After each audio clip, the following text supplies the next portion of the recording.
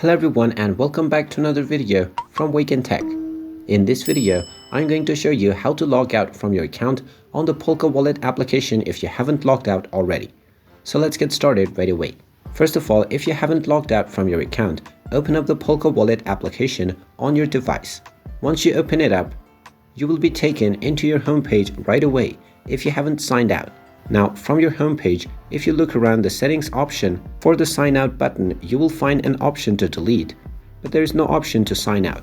So in order to log out from your account, long press the Polka Wallet application and tap on the info button.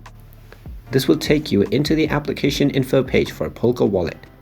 Now from this page, first of all tap on force stop at the bottom right corner and then tap on OK to stop the app. Then scroll down and tap on storage. And from the storage page, tap on Clear Data at the bottom left corner and tap on the Delete button to clear all of your user data for the Polka Wallet. Once you do this, your account will be signed out from Polka Wallet. And there you have it. That is how easy it is. If you find this video helpful, make sure you hit that like button and subscribe to our channel if you haven't done so already. Also ring that notification bell to never miss another update from us. Thank you for watching and I will see you again in the next video.